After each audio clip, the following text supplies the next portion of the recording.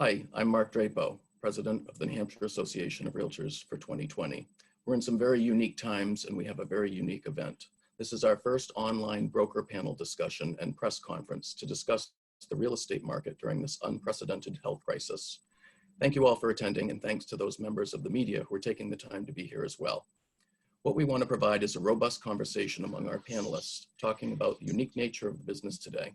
So I'll be asking a few questions, and we've invited the members of the media to ask questions if they choose to do so. Before we get to the panelists, I want to talk briefly about the real estate being deemed an essential service under Governor Sununu's stay-at-home order. As an association, we do strongly believe that real estate is essential on every fundamental level. Just consider the importance of housing in terms of shelter, in terms of safety, to the underlying welfare of our communities, especially in times of crisis. But as I've said before, this definitely does not have to come at the expense of health. We have been consistent in insisting that our members follow the conditions of the stay-at-home order so that we can continue to put the well-being of everyone, buyers, sellers, our members, and the community at large as our primary concern. So now I'll ask our panelists to briefly introduce themselves and give a very general overview as to what they're experiencing in the market today. We'll start with Bill Weidecker. Well, good day, Mark. First of all, thank you for having us here today to take part in this. I'm Bill Weidecker, been a realtor since 1983, 37 years active in the business, and seen a handful of economic downturns over the years. None quite like this in terms of how quickly all things have taken place. I represent 420 real estate agents here in 5 different offices. And one of the things that we're seeing is the market is opportunistic in some ways. We just recently did a 48-hour brand new listings coming on them, and also products going under agreement. And that 48-hour window of time, 119 properties had come on as new listings and 118 properties had gone under contract. Not the same properties, mind you, but it just gives you an idea that the inventory is being sold almost as quickly as it's coming on. So there is a little bit of a silver lining there. We'll have to wait to see how all this sugars out, but I'm happy to be part of this discussion today. Thank you, Bill. We're glad you're here. Now let's go to Chris Masiello. Morning, Mark.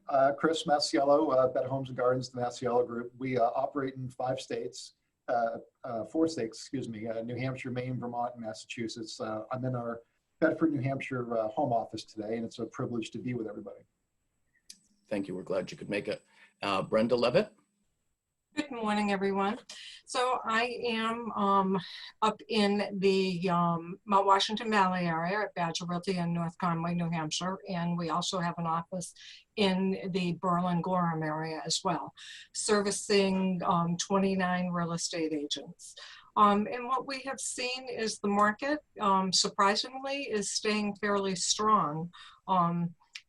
Just going by my gut, I felt that things were going to take a rapid downturn.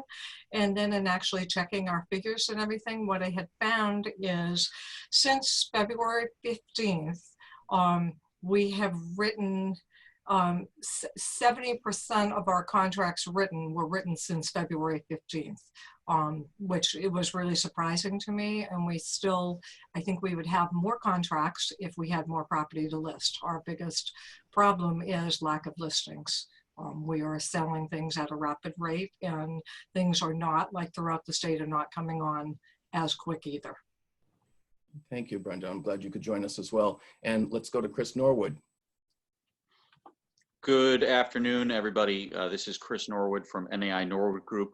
We have 15 commercial agents in our Portsmouth and Bedford office, and we serve New Hampshire, Maine, and really throughout the nation and the world through our affiliation with NAI Global, which we can talk about later on in the call. What we're seeing on the commercial basis is a pause button was pressed somewhere around mid-March, and businesses really needed some time to absorb what was taking place. And then furthermore, they needed some time to understand the stimulus package, the Paycheck Protection Program, the emergency injury disaster loans, and some of the other tools that are coming down from a federal basis have major impacts on employers across industry sectors.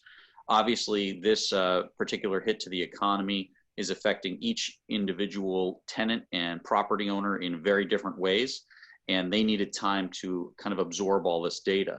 So it'll remain to be seen how long it takes for that information process and really the cash infusion into the economy will take. But right now, we saw a contraction in the overall pipeline within the state of New Hampshire, around 25 to 30% off of where we would otherwise be for lease closed transaction and sale closed transactions. That was just the month of March over the month of February. So we'll see if that trend continues or if this pause button becomes unpaused in the months of May or June, and then how quickly that ramps back up. Thank you, Chris. I'm glad you could join us for this discussion. I find it interesting that there's a sense of optimism in some of those remarks. So I'd like to ask specifically whether it's during the crisis or once the market has settled after the crisis. What do you see as specific opportunities in the market? Well, Mark, it's Chris here. Certainly for buyers, right, interest rates are very low. And if you're confident about your job situation, then it's really a pretty good time to be in the market. Obviously health and safety is the #1 priority. I think the same thing for sellers. As Brenda said, there's really not a lot of inventory available. And so there's almost this odd equilibrium that's occurring between affordability keeps going up in the buyer's direction, the buyer's favor, with interest rates going down.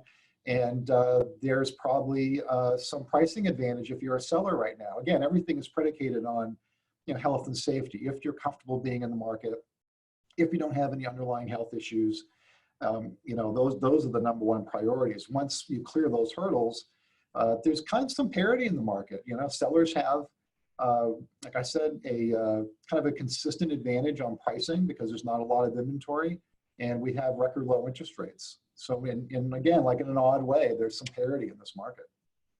Good point, Chris.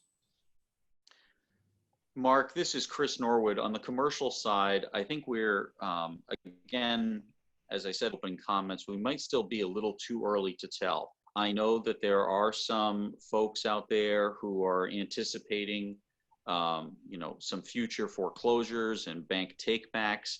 But again, if the stimulus program works in the ways that it's intended to, a lot of landlords and tenants should have cash infusion in the coming months to bridge the gap between this initial hit in the pause button on the economy and when we hope we can return to what I'll classify as the new normal, whatever that's going to be. So once we understand how the stimulus button hits, then we'll see those opportunities. And I think that there are a lot of folks, those folks that are sitting on the sidelines waiting for big opportunities. It remains to be seen if they're going to be correct or not. I just don't see at the present time we are going to the spike in the foreclosures broad-based as we did in the 2008, 2009 financial crisis. I think what we're really looking at is there's going to be some very specific businesses that are impacted, and businesses you'll see some challenges, but I don't think it's going to be as broad-based as we had a decade ago. Thanks, Chris. I think the other thing you can kind of see, and this is speculative, of course, but we might look at our markets as being in terms of weeks. I mean, you theoretically, right, there's a lot of people thinking about putting their houses on the market right now, and for good reason are pausing. And we all of a sudden could see ourselves really flush with inventory in certain markets, right? See ourselves really flush with inventory.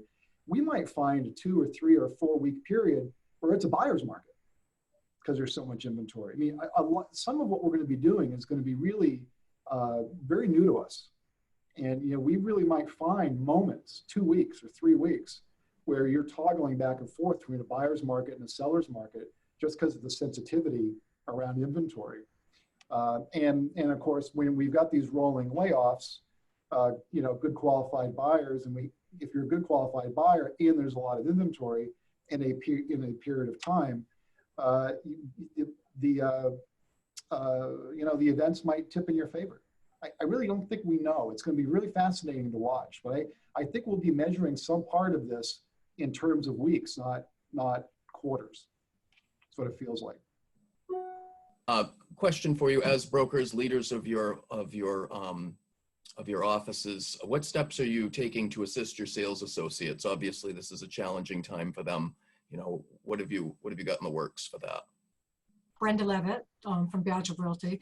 So I think for us, it is just the constant communication with our agents. It's, I'm on the phone or on Zoom meetings or, talking to people 10 times a day. I mean, they're just, any question they have, they know they can call me. I call them to check in. We talk a lot about safety, and them being comfortable, to the point that we were talking about earlier. There are some of our agents who has may have asthma or some health problems or have small children that they are not comfortable showing property. So we work with our team and just will somebody who is comfortable working with their client will work with them, and they work out a commission structure that works for everybody. But our goal is to be in constant communication. I think what's helped us, being such a small office, what I like about even this meeting today is to network with people that are much larger, larger entities. And Chris Masiello has been phenomenal talking with our agency on a regular basis, sharing his ideas, because they are such a large company that they can put systems in place very quickly and protocol of, just all of the different things that change constantly. That has been paramount to me as trying to manage everything, to be able to, utilize some of the systems that are already proven by, his organization that have helped us be a part of a bigger entity. So we're very grateful for that, and with all of the other people that we interact with. This is invaluable to me. That's great. It's great when you can see competitors work so closely together. Absolutely. Yeah. Anyone else want to speak to that question? I think it's Bill Weidecker. I believe at times like this, you've got to be there for everybody, and you also then that sounds a little bit like a platitude, but you really, really have to be willing to work as early as 5 o'clock in the morning and as late as 11 o'clock at night, because there are going to be people at both ends of the clock that are going to need their leaders, and leadership is never more critical and never more revealing than times like this. I'm hearing from other people that are saying, I'm not hearing from my broker owner. And so, as one of the things that I know on this call, just based on the people that I see, that's not the case here. But really, if there's any message to take out of it, you've got to, Chris's words again, over communicate. I'm not sure if that was Chris Norwood or Chris Masiello, but it's true. You've got to make sure that there are multiple different methods of communication, email, video, phone, all of it at a time like this, to make sure all are accounted for. Mark, this is Chris, if I may. Sure. The other part, to echo Bill's comment, is information has to flow up and down, because it's really sensitivity to what's happening with the agents and the customers, and what's the mechanism that's set up, whatever it is. There's no right or wrong to it, as long as you have a mechanism to make sure that you're really hearing from people, like, what are you experiencing? Like, what do you need? So we've done, for instance, some agent panels on our bi-weekly Zoom calls. And, just really, empathy is a skill, and these are tough times. And they are, for some people, scary times. And so it's really a matter of how do you connect with everybody, and what are the purposeful methods you've got to make sure that you're really dialed into what people are experiencing, because you want to know what people are going through so that you can provide them with the resources so that they're able to, not only at the agent level and of course the customer level, what can we do to make this feel more comfortable for you, right? And that's one of the things we found. We've got multiple connection points, and at first you were like, wow, is this too much? And what we're realizing is that it's probably not enough. That you really can't over communicate. And we've been willing to share everything that we've got with our industry friends, because we're all in this together, and this isn't just going to end May 4th. So from that perspective, more sharing of information, experiences, those types of things. We've also brought in industry experts, mortgage, title, and all that, to kind of walk everybody through. All right, here's what the new normal is for closing. All right, buyers and sellers are going to be separated, e-signature, and all that. A lot of change coming down for the membership. You think about, we've all wanted e-signatures, right, e-closing documents forever. All of a sudden, within weeks, boom, here we are. Right, it took a pandemic to get it. Necessity is the mother of invention. We talked a little bit earlier about optimistic outlooks. Our March numbers came out, and as expected, it really didn't reflect much of an impact, because those were transactions that were in play before this became such a serious issue. The member survey that we have sent out a couple of times is maybe going to give us a little bit of an indicator as to what we might see in April.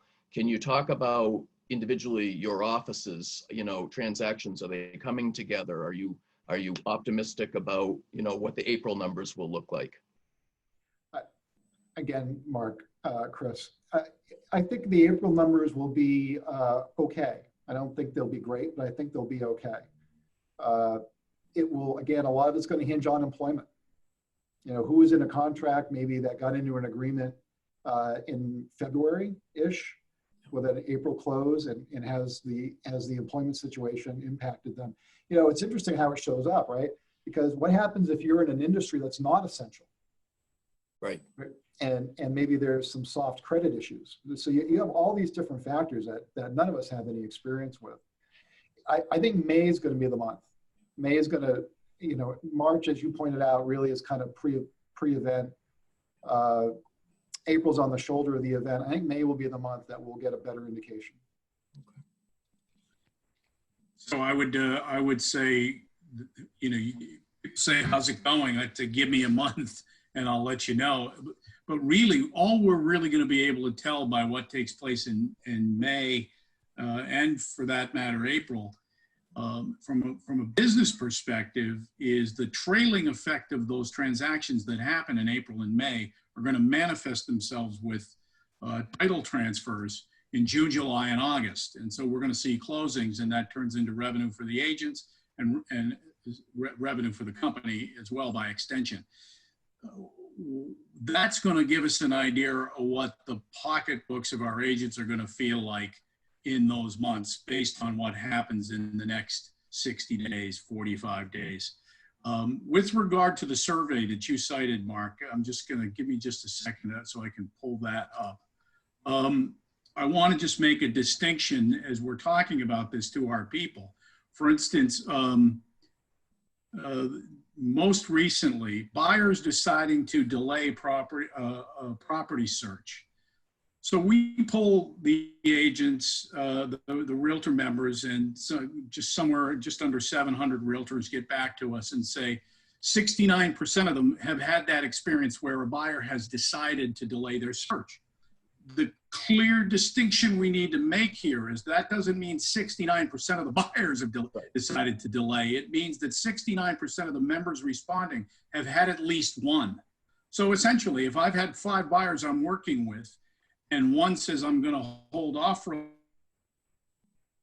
little while because of my job, I'm going to be in that 69 percentile of saying I've had a buyer delay, but that's 1 out of 5, meaning 20% of my buyers. So we're really going to, as Chris said, we're really going to know where things sugar out here in the next 60 days. And unemployment numbers continue to trickle in every single Thursday. And each week, we're getting hardened to these large numbers. And somewhere along the line, it is going to have an effect if it hasn't had one already. It's just hard to know where the numbers are going to work their way out. The context for me, and I think, and I sense based on Chris's comments, the context for him are going to be in what takes place in the next 30 days to 60 days. Good point. Yeah, you know, Mark, just a follow-up comment, if I may. It's Chris. You know, we had this kind of really awful news, right, that we've had to deal with this pandemic, and you know, and how it's affected everybody. And that's kind of phase one. Phase two is going to be this summer when we start seeing really gruesome unemployment numbers, and numbers that none of us, like maybe our grandparents knew them, but none of us have ever seen. Like, we don't even know what a 20% unemployment number looks like. Now, that's temporary because there's still the underlying, you know, fundamentals of the economy are still good. So it's a temporary, but still, I think we've got, you know, we're at the beginning of the end of the cycle of kind of the bad Corona news, right?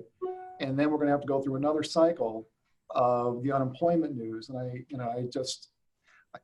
hope not, of course, but it just feels like, you know, that's going to be, those are going to be some scary numbers for people. And it'd be interesting to see how it impacts people's psyche, because, you know, a 20% unemployment number, like, none of us can even identify with that, especially when we've had, you know, 3% unemployment for 6 or 7 years. Exactly. Is somebody chiming in? Mark, this is Chris Norwood. On the commercial sector, I think that the timing aligns with what Bill and Chris were saying. So you have a lot of the stimulus money being injected into the economy through the Paycheck Protection Program and these economic injury disaster loans and some of these other tools that the Fed has injected through the SBA or through local banks. Now, some industry, it will take them through, say, June, and it will provide them the time to kind of make the longer-term decisions of, hey, are we going to continue to move and expand? Are we going to buy that building? Or conversely, are we going to contract? So the stimulus money, in my view, has allowed the economy and any local business owner to pump the brakes a little bit from making a hasty decision.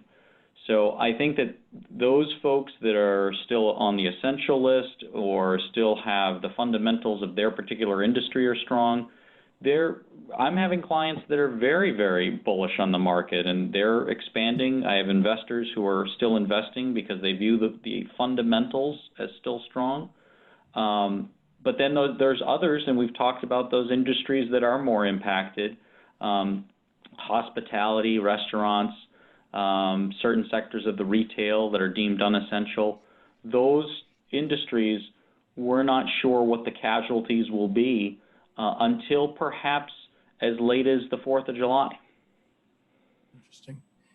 And since you brought it up, Chris, I think this question is probably custom made for you. With these relief programs that were rolled out, including broadening unemployment to include folks that are in, you know, the self-employed arena, I know that you work with the commercial side. I imagine you probably have a lot of contacts with small businesses. What are you hearing from those folks as they're making application and going through the process? Is it, you know, can you speak to that?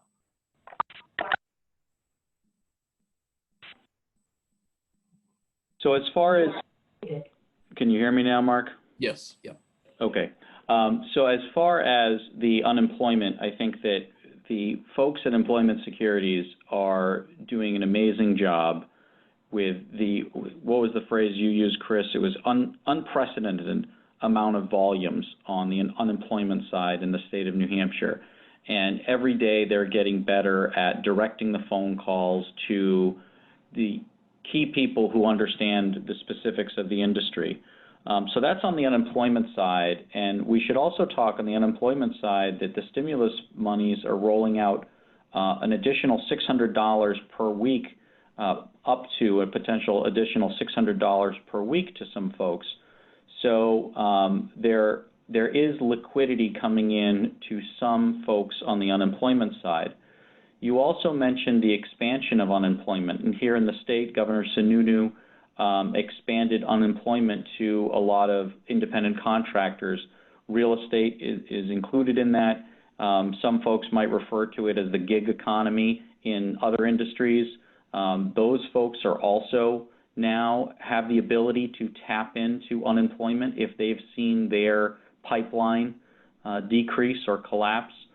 So I think that we haven't seen, and I only have some anecdotal stories from folks I've talked to in the industry, we haven't seen folks flock from the independent contractor arena to unemployment. I think a lot of folks are expressing the optimism of people on this call, and a lot of folks still have deals in the industry, but we'll see how that unemployment plays out for independent contractors. On the other industry side, you know, again, you've got hospitality, you've got the non-essential classes that are really being hit hard. And in those arenas, we're finding that there was a huge sigh of relief from employers with this Paycheck Protection Program. And it took a long time for us to understand it. The reality is it was only signed into law 2 weeks ago. So we're all still learning about it. The rules are being written as we're speaking. And I think that for a lot of employers out there, it goes back to my earlier comment, they're making these applications with the desire to see if they can get through what I think is June 30th as keep maintaining their employment. And if they can get through June 30th, they're going to have a better perspective on what their business decision will be for the second 2 quarters of the year. Do you have any questions for each other, panelists? Mark, it's Chris. I've got a question for Chris Norwood and another question for Brenda. So maybe to start with Chris. Chris, have you seen any change in the commercial market at all, the capital markets, commercial lending? Are you getting any? I know the commercial lenders are pretty overwhelmed with SBA requests and all that, but are you sensing any change in the sentiment of the commercial banking industry? I think you hit the nail on the head. I think with so many lenders, for those who are not aware, the lenders, your local bank is the conduit for a lot of these loans, including the Paycheck Protection Program. And these lenders are absolutely swamped. So the concept of coming to their desk with a new transaction, you know, in normal times, they would, you know, give you a hug and a kiss. And these days, not because of COVID-19, they're saying, you know, hey, Chris, can you buy me an extra 30 days on that P&S? Because it's not just what the banks are going through, and I'm assuming this is the case with a lot of other folks on this call. How do you conduct inspections during COVID? How do you conduct appraisals? And these are things that might require access to a property. And as I mentioned before, if there are occupants in it, it makes it more difficult. But the bottom line on the capital markets, you know, if you look at the debt side, interest rates did dip for a hot minute or a week or two. They're back up, and I'm using air quotes because certainly it's not, it didn't skyrocket. But no, interest rates are still very low. They're just not as crazy low as they were, you know, when the stock market first took a nosedive. Interesting. Mark, okay if I ask a question of Brenda? Absolutely. Yep. So Brenda, are you seeing any uptick in second home interest? Because I think, you know, we're so fortunate to live where we do that I'm sure at some level, certainly probably less so the southern part of New Hampshire, but certainly up your neck of the woods, that I would think that we'd start to see some interest from, you know, more of a migration for second homes and all that. For sure. I think what we're seeing happen, like our market, we do about 60 to 65% of our business is the second home market. We have, as I indicated earlier, to have so many new contracts written over the past month and a half has been very positive. We would be doing much better if we had property to sell. Our biggest problem is lack of inventory. Between last year and this year at the same time, we're probably down 35 to 40% in inventory. So it is really, really significant. So I think that's the biggest problem we're having is we do have buyers. We're still experiencing a bunch of multiple offers on property. But a lot of the people that we're dealing with have been people that we've been working with for, months and months. And when they find a property, they're buying quick, obviously. There is that glut of buyers who actually are thinking they're economists as well and are looking to say, they're using, well, we're going to back off because we know in 30 to 60 days, the market's going to tank and it's going to be a buyer's market. No one knows that, obviously, at this point. But we're definitely, if we had property to sell, we would be doing a lot better. So we're optimistic in the sense that there are buyers out there on the secondary market. We've noticed we do a business, obviously, in just over the border in Maine, in Freiburg, for instance. That market has slowed down significantly. And that's because it's primarily year round and people have lost their jobs for the moment or on, so we have seen a real dip, there. But, certainly in the North Conway, Bartlett, Jackson area, and believe it or not, even up in Berlin, the second home market up there has truly gone crazy. And I say that because they're buying a second home for $40,000.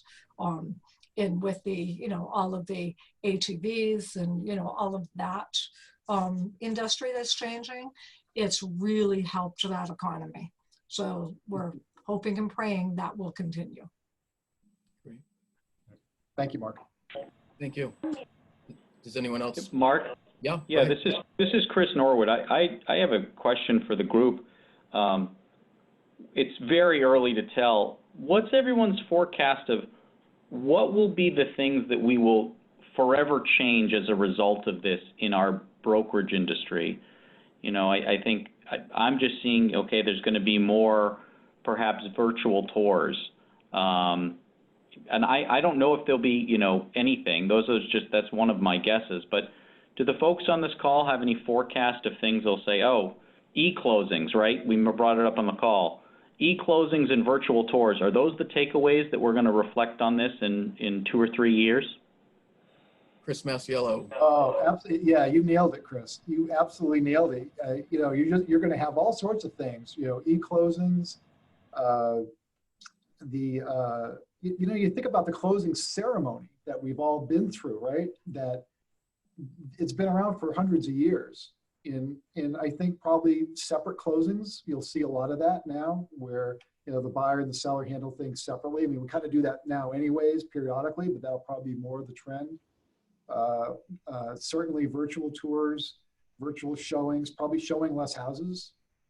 There's going to be, it will be, a year from now, it will be interesting to get us all back together and share notes, because I think there's going to be a lot of things coming out of this that will become permanent. Chris, not a bad thing either.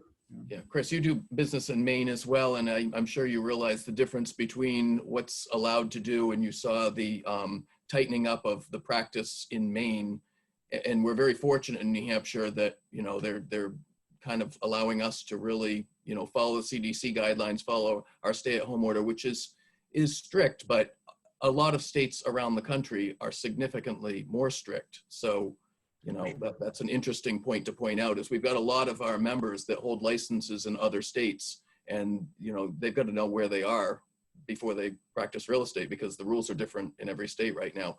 Bill Weidecker wanted to chime in, and go ahead, Bill. Well, I believe that we've immedially come to something that is now normal, and that's this type of discussion that we're having here today. If Dave Cummings had put this together 2 months ago and said we're going to do this all via Zoom, some people wouldn't be interested. There are others that would say, "What's Zoom?" And yet here we are today doing this. I had a discussion with one of the team leaders in our company who said, going forward, when we get back to normal, I said, the normal that we remember is not going to be the normal that we know going forward. And he said, I think we're going to have our office meetings, and we can have them live, but we're certainly going to need to make sure that we have some component of a virtual meeting for everybody to attend. Our attendance numbers are way up.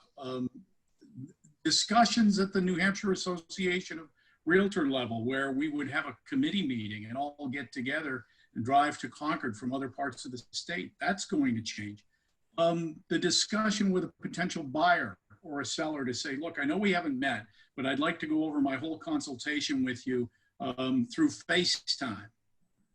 They would have said, that's crazy 6 weeks ago. Now they're saying that makes total sense. So it's hard to know exactly where I think we're going to see some of this become the modern nomenclature of what we're going to be, how we're going to conduct our business. Good point. Good point. Does anybody else, including members of the media, any questions for the panel or questions from panelist to panelist? Yeah, I got a quick one. I'm Berkowitz from the Review again. I heard some comments on the, how the virus has impacted lenders from the commercial aspect. And I was wondering if anybody on the residential side had seen any impact from the banks or the non-banks because of everything they're dealing with that has impacted the process or just changed, I guess just anything at all that has changed from them. Brenda Levitt. We were on a conference call with some local lenders in our community over the past couple of days. And when we were talking about like the appraisals and the building inspections and if things are being slowed down a lot, what our local lenders are telling us is that they are not. In fact, what's happening is a lot of the appraisers are going out to the property, looking at it from the outside and everything, and then utilizing all of the photography and the data that we're putting forth through the MLS system in order to be able to get, all of that information to put it through on their appraisal report rather than having to go in the property, especially if there are year-round homeowners and everything. So they have found that that has not been impacted. Building inspectors, for the most part, or at least we're getting for information, has not been totally impacted. But again, for us, we're dealing so much in the second home market that most people aren't living at their homes on a full-time basis. So we don't have that as much of a problem, but we haven't seen very many delayed closings at this point. Anyone else? I have a question, George. George with the Telegraph. Does anybody know if they can answer what areas in our state are going to trend well based on everything that's happened, and which areas are going to trend poorly based on what's happened? I would say that the populated areas, Hillsborough, Rockingham, Merrimack County, I think are going to trend well. I can't say that the other counties are going to trend poorly, but I think the more populated counties, just by virtue of the fact that while some are going to be affected, there'll be many more that won't be affected. So I don't, as we make a recovery out of this, George, I don't see us as necessarily having a negative impact unless there's something else on the horizon that none of us can see. If there's going to be a downturn, I think it's going to be short, and I think the recovery is going to be fast. George, just to follow up with that, I think you're going to see some of the more rural markets do well. Pricing is not as high. You've got more acreage. I think you got people that might be moving up from more urban areas. A year from now, it'd be great to talk to Brenda and see what her sales are like, because I think you're going to see a lot of, maybe that Connecticut River Valley market will do well. Right? Can I follow up, Mark, with the question? Go ahead, George.